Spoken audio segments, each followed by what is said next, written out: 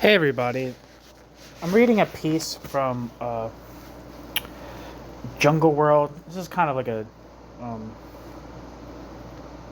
a journal article or like a newspaper article. Um, it's an interview with a man named Brunello Mantelli,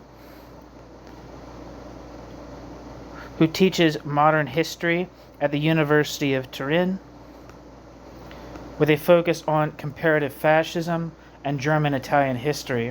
From 1969, Brunello Mantelli was a member of the extra-parliamentary organization Vada Continua, working for its newspaper of the same name and other left-wing publications.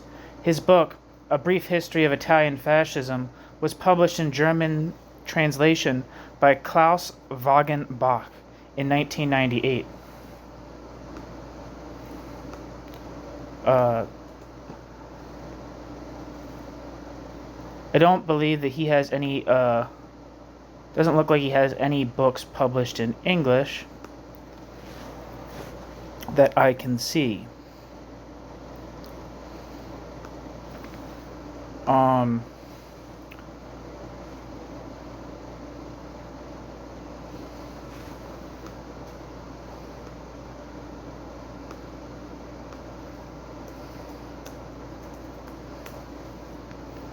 According to Wikipedia, Vada Continua was a far-left militant organization in Italy during the historical period of social turmoil and political violence in the country known as the Years of Lead.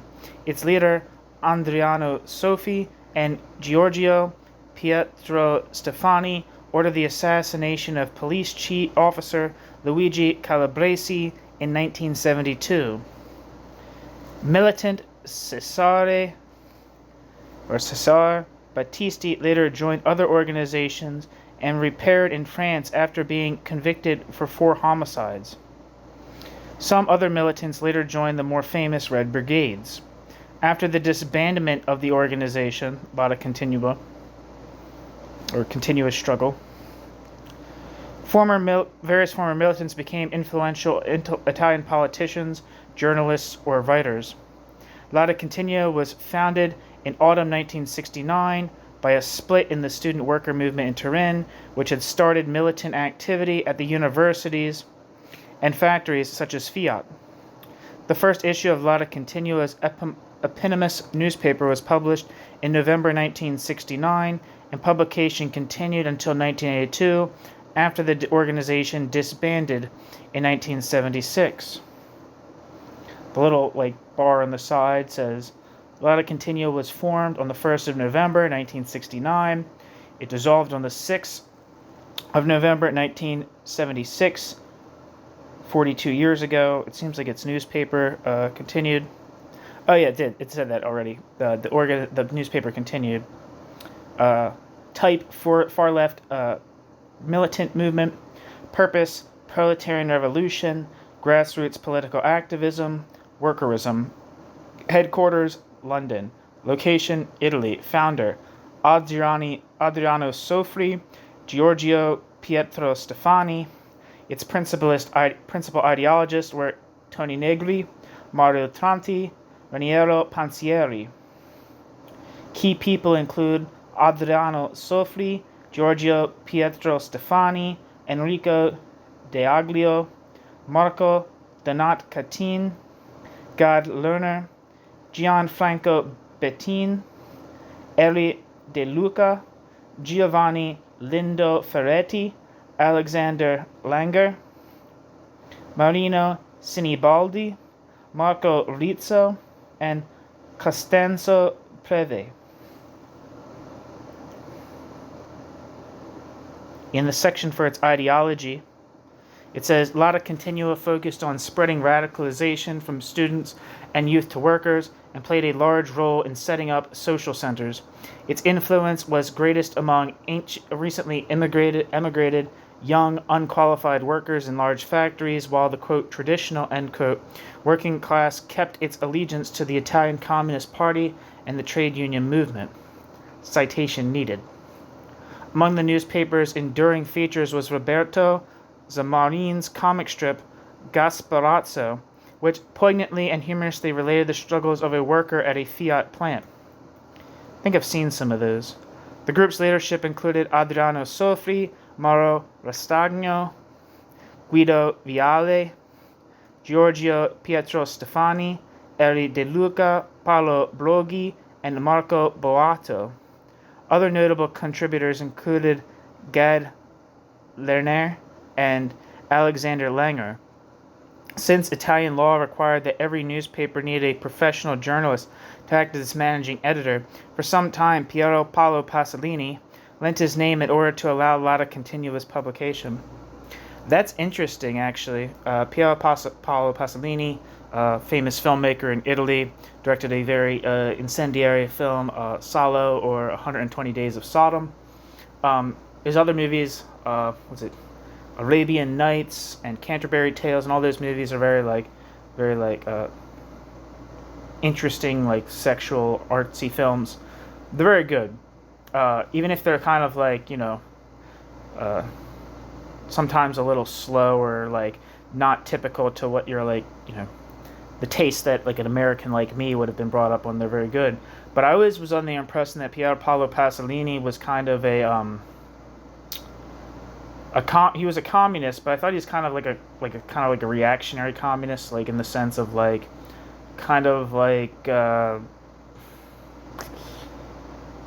of those people who is really dismissive of student protests and stuff like that, and kind of had I don't know, kind of a sort of it seems like a thing in Italy and France of these sort of kind of I don't know what the best word to describe them, sort of law and order communist types who kind of felt like it was their duty to forestall and channel extra parliamentary protests and channel that energy into communist electoral campaigns and achieving respectability in mainstream politics by condemning extra parliamentary activities. So, for instance, during the years of lead, like it was said earlier in this little description here, that the traditional, quote, traditional working class was more integrated into the Communist Party world, as opposed to these new immigrants and young workers from the South in Italy. But also during the extra parliamentary, the extremes of that, when it kind of delved into spectacular terrorism of the Red Brigades and other groups like that, the Communist Party was forging a historic compromise, where it was entering into a coalition government with the Christian Democrats. So there's kind of I thought that Pier Paolo Pasolini was kind of that kind of communist leading, kind of I don't know, conventional post World War II Italian Communist Party politics. But it seems this would suggest that wasn't the case. Sorry for that little detour, but that's just an interesting thing to me that I'd never seen before. At first a loose grouping with a focus on spontaneous action, Lotta Continua centralized between 1972 and 1974, with Lotta Continua's paper becoming a daily. As opportunities became more limited, Lotta Continua disbanded in 1976 after a national congress characterized by a severe ideological clash between male and female militants. At that time, Sofri and others embraced electoral politics, while some militants joined armed organizations, including Prima Linea and the Red Brigades. The newspaper was published until 1982. During the 1980s, most of Lotta Continua's representatives abandoned their original ideology. Marco Boato and Mimo Pinto went to the Radical Party. Others worked on TV, Orle I or Fininvest, or in various newspapers. Many joined the Italian Socialist Party, PSI, supported in particular Bettino Craxi's positions. Eri de Luca became a famous writer after joining various humanitarian organizations. Only a few of them, such as Marco Ravelli and Fulvio Grimaldi, joined Rifondazione Comunista.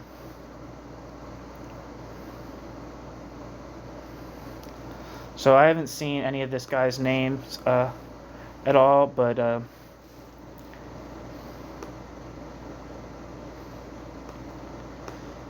yeah, I mean, I don't really know. So.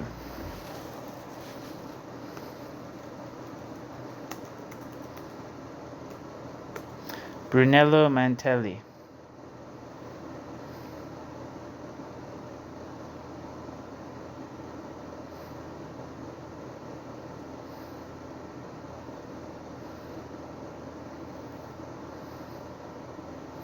Anyway.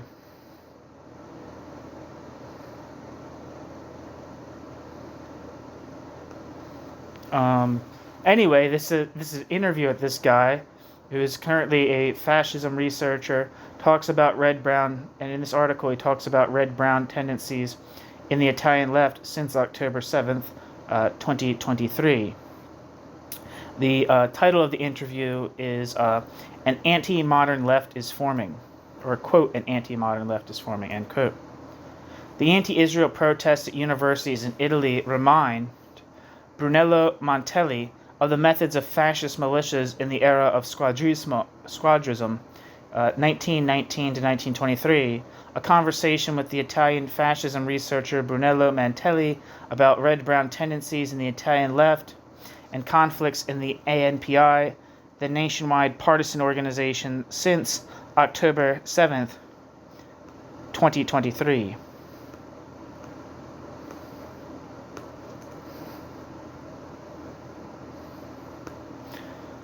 Wikipedia says the ANPI is for the Associazione Nazionale Partigiani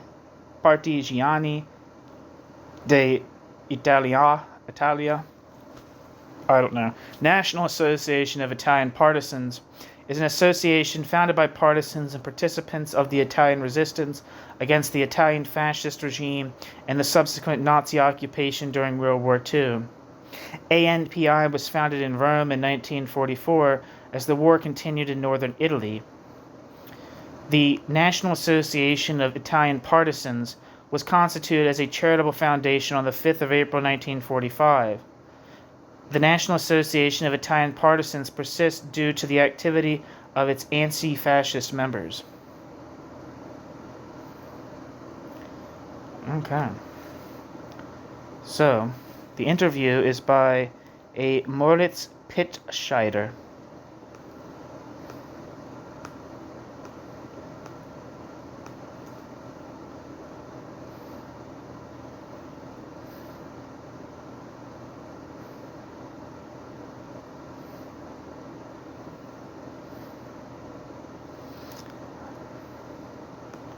I'm not seeing.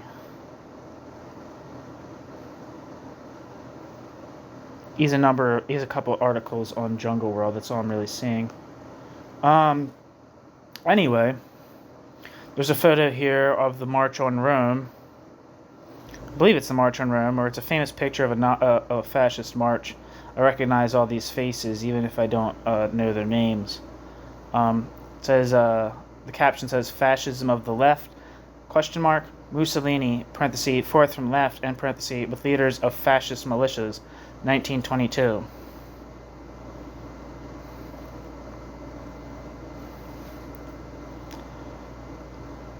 So here we go. Question.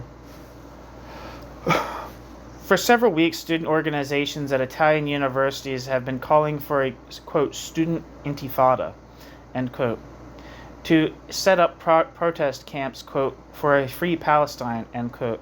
How do you assess what is happening? Answer. It is a mixture of organized and spontaneous movements. On the one hand, small groups such as the student-led communist youth organization Cambiare Rota play a role. They managed to occupy rooms at the universities without much resistance. In Turin, the Palazzo Nuovo a central university location, was occupied for several weeks. The majority of students have no interest in this, but the university administration tolerated the occupation from the start. Of course, these groups have also the right to express their opinion, but it is surprising that the university tolerates the occupation of its buildings. This tolerance can certainly be explained by the fact that some of those in charge share the occupiers' claim that Israel is committing genocide in Gaza. There have been no comparable There have been no comparable protests at Italian universities for decades. Why is there such mobilization against Israel? The identification with the Palestinian struggle against Israel can be traced back to various aberrations in the Italian left. In addition to deep-rooted anti-Semitism, anti-Americanism plays a central role. These ideological traditions have their origins in the times of the Common Form, when the Italian Communist Party, PCI, and the Italian Communist Party's newspapers reproduced Soviet propaganda from the Cold War. According to this logic, the Soviet Union, its allies, and large parts of the, quote, Third World, end quote, strove for peace, while the USA and the West had an interest in war. This idea has become ingrained in the Italian left. The extra-parliamentary opposition of the 1970s also carried on this resentment. At the time, I was a member of the Lotta Continua group. Even then, the main mistake was to identify the United States with evil and to take sides with all those who opposed the USA. In Italian, this dual worldview is called campismo, or the division of the world in two opposing camps, campi, of good and evil. Question: how have these tendencies been manifested since October 7th? Answer: I actually think that we are seeing a new dimension here. The Italian left already idealized the Palestinian movement in the 1970s and 1980s. At that time, however, they mainly supported secular groups such as the PFLP, and later also Fatah.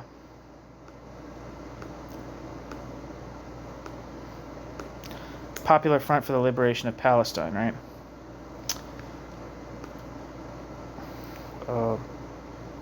Yes. And later also Fatah. Lotta Continua was calling for a two-state solution.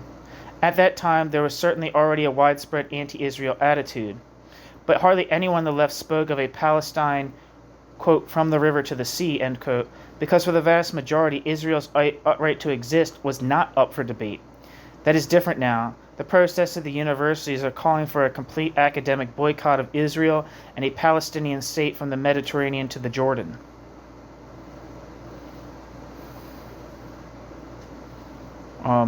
Usually in these articles from Jungle World, they have like a section where like a important sentence from the piece stands out, and this one says quote Zionist entity, end quote, is a term that for a long time in Italy was only used by Nazi sympathizers and radical fascists to describe Israel. Today, quote, Zionist entity, end quote, is used by groups that see themselves as left-wing, end quote.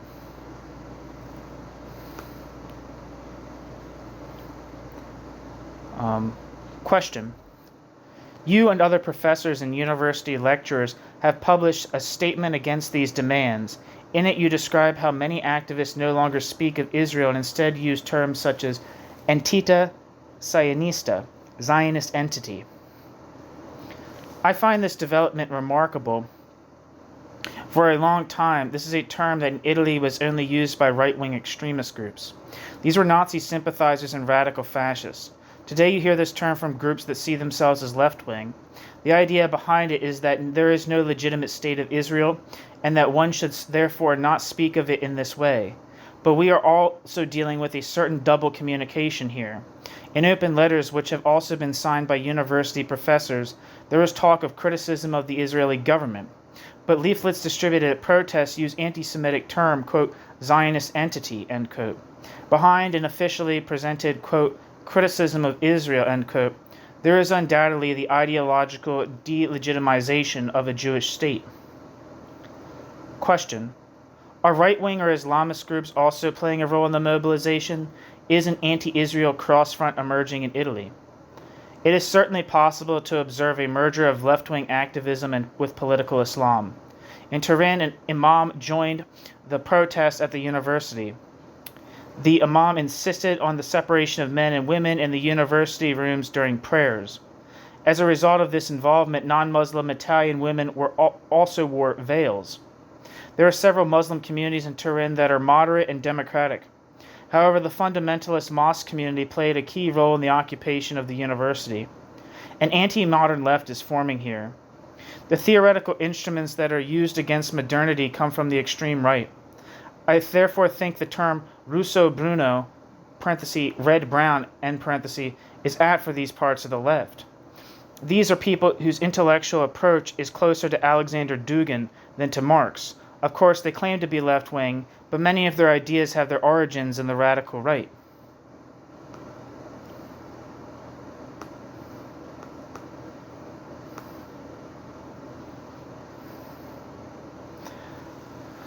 And another quote from the piece. Quote, the University of Milan canceled a scientific event because they were afraid of violent disruption by pro-Palestinian groups. This is unacceptable, end quote.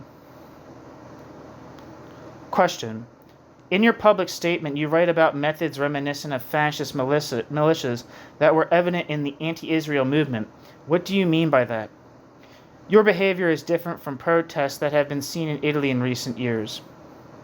First and foremost, there is the loud disruption of events. These disruptive actions were by no means about expressing one's own opinion or sparking a debate. The aim from the outset was to prevent exchange and not to allow unwelcome positions. The University of Milan canceled an academic event because it was afraid of violent disruption by pro-Palestinian groups. That is unacceptable. Question. What do such disturbances look like? Answer. The vandalism of the occupied universities is striking. At the University of La Sapienza in Rome, I was able to see for myself the destruction caused by the occupiers. The concrete demands are always made against the backdrop of this threat. Demanding an academic boycott of Israel is one thing. The next level, however, is to label all those who do not share this demand as Zionists and enemies.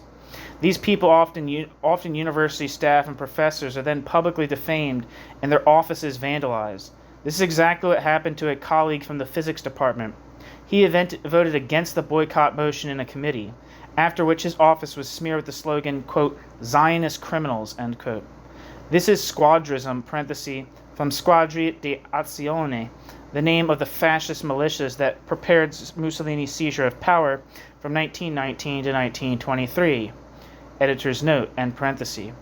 In this context, I find that the repeated calls to Italian Jews since October 7th to comment on Israel's defensive war particularly shocking. For example, Senator and Auschwitz survivor Diana Segre was asked not to talk about the Shoah without simultaneously condemning Israel's policies.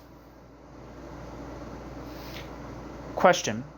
On the 25th of April, the day of Italy's liberation, there was hostility towards the commemoration of the Jewish resistance. There have also been repeated conflicts within the Italian Partisan Association, ANPI, over the commemoration of Jewish partisans and their relationship to Zionism. Answer. The polemic against the Jewish Brigata Ebraica, which fought in the Italian campaign as a unit of the British Army from 1944 onwards, has been going on for several years now. For a long time, the ANPI tried to take on a mediating role. After the 7th of October, however, the organization very quickly relativized the brutal attacks on civilians in Israel and trivialized Hamas. This led to conflicts within the organization. The chairman of the Milan Local Association, Roberto Sanati, resigned because he did not agree with the anti-Zionist line. And again, here's another excerpt. Quote, the old left-wing ideologies which actually seemed outdated have managed to firmly establish themselves again, end quote. There are hardly any surviving partisans from the Second World War in the ANPI. The leadership circles come from the milieu of the PCI and one of its successor parties, the Partito dei Comunisti Italiani. The ANPI chairman, Gianfranco Pagliarulo,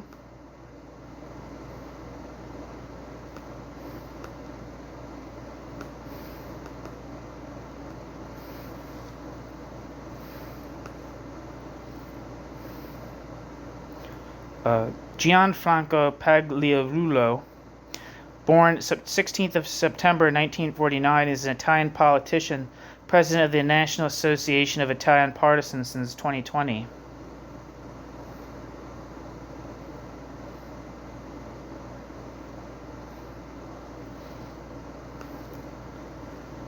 The ANPI chairman Gianfranco Pagliarulo comes from the Stalinist wing of the PCI. This milieu and anti-Western resentment still have a great influence on the Italian left outside the ANPI.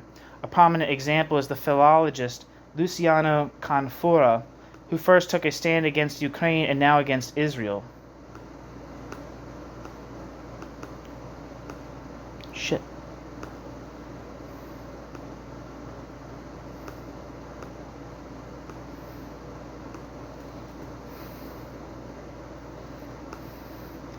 According to Wikipedia, Luciano Canfora, born 1942, is an Italian classicist and historian. Born in Bari, Luciano Canfora obtained his first degree in Roman history in 1964 at Pisa University. Luciano Canfora has for some years been professor emeritus of classics at the University of Bari. Luciano Canfora's specialty is ancient libraries, and his book, The Vanished Library, which is about the Library of Alexandria, has been translated into some 15 languages. Since 1975, Luciano Canfora has edited the periodical Quaderni di Storia. In 1998, Luciano Canfora published a rebuttal of Elena Agorossi and Victor Shklovsky's work Tagliati e Stalin. Il PCI e la politica estera staliniana negli archivi di Mosca, about criticism of Palmiro Tagliati and the Italian Communist Party. Luciano Canfora stood in the 1999 European Parliament election in Italy for the Party of Italian Communists. In 2004, Luciano Canfora published a history of democracy under the title La Democrazia, Storia di un'ideologia, which I guess is history of an ideology. So that's Luciano Canfora. A prominent example is back to the text. A prominent example is the philologist Luciano Canfora, who first took a stand against Ukraine and now against Israel. Luciano Canfora considers the Soviet Union under Stalin to be a socialist state. Luciano Canfora's theses are widely accepted among the young generation of left-wing anti-Zionists. The old left-wing ideologies, which actually seemed outdated, have managed to establish themselves firmly again. The statements of the Italian left on the Russian invasion of Ukraine and the terrorist attack by Hamas on Israel prove that nothing has been learned since the 1970s.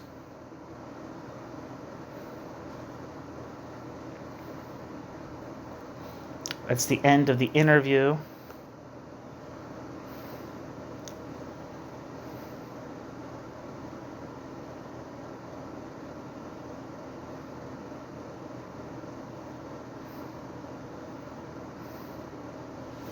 And thank you for listening.